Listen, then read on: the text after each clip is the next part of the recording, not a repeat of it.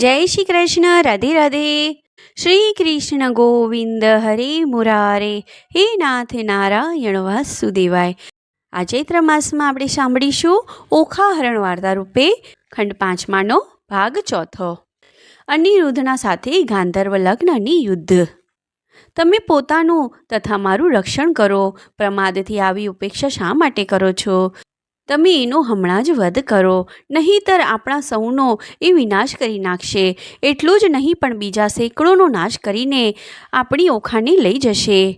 કુંભારના આવા વાક્યો સાંભળીને બાણાસુર બોલ્યો, હું તૈયાર થયો છું અને રણમાં તેનું પ્રાણહારક મૃત્યુ કરું છું. જેમ ગરુડ સર્પને પકડે તેમ હું એને અવશ્ય પકડીશ.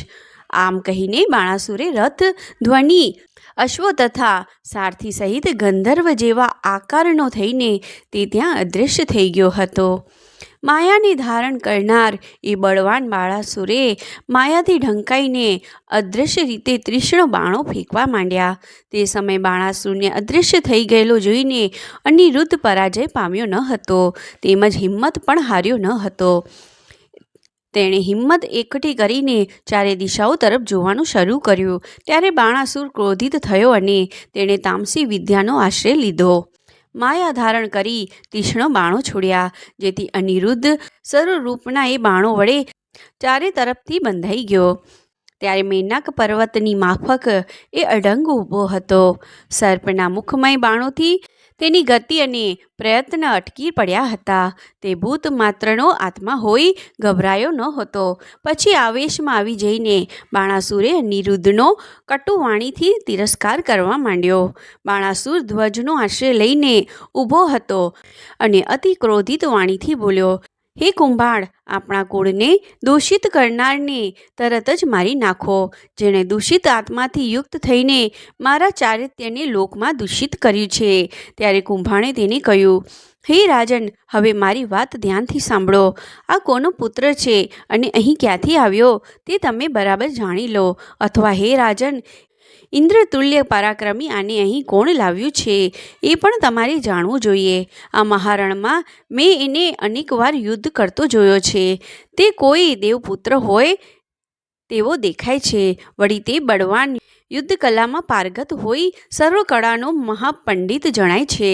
માટે હે દૈત્ય સમ્રાટ, આનો વધ કરીને દોષ લેવો યોગ્ય નથી.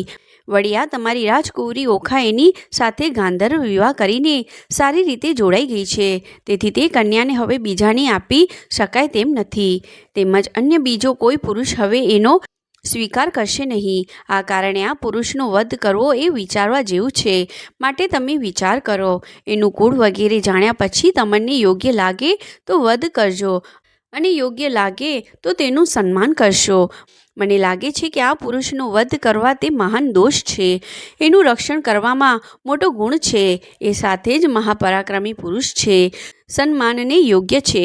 એનું શરીર સર્પોથી વીંટળાયેલું હોવા છતાં એ ગંભીર છે, ગભરાતો નથી. તે કુળ, પરાક્રમ, વીર્ય તથા સત્વ એટલે માનસિક બળયુક્ત જ રહ્યો છે.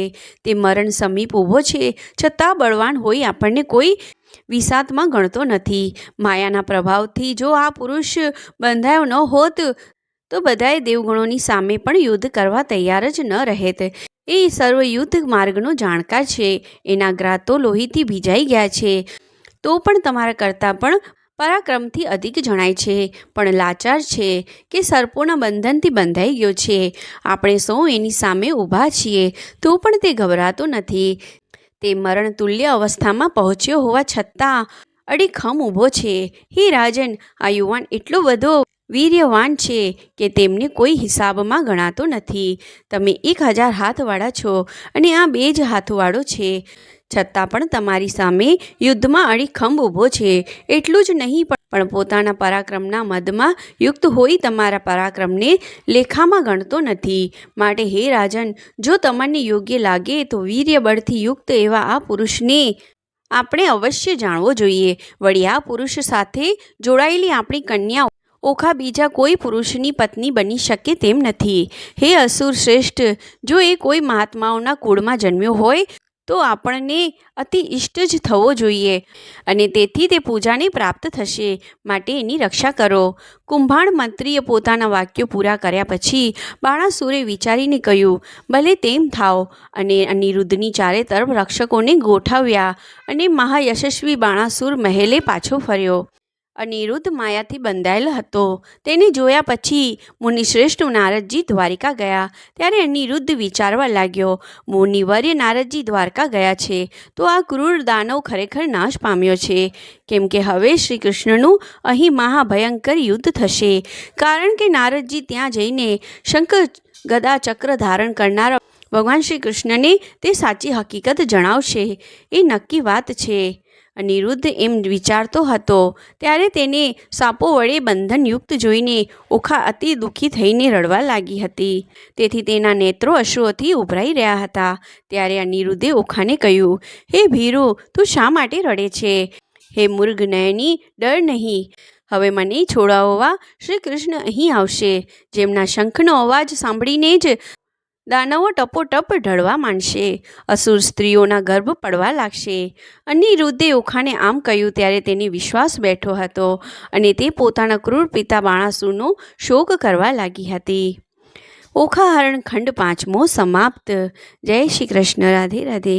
મિત્રો, આ 5મો ખંડ આપણે અહીંયા પૂર્ણ કર્યો. આગલા ખંડના આગલા ભાગ આગલી વિડીયોમાં કરીશું. ત્યાં સુધી જય શ્રી કૃષ્ણ. રાધે રાધે. જો તમે ચેનલ પર નવા હોય તો આ ચેનલને સબસ્ક્રાઈબ કરી દેજો ને વિડીયો ગમે તો આગળ લાઈક શેર કરજો. જય શ્રી કૃષ્ણ. રાધે રાધે.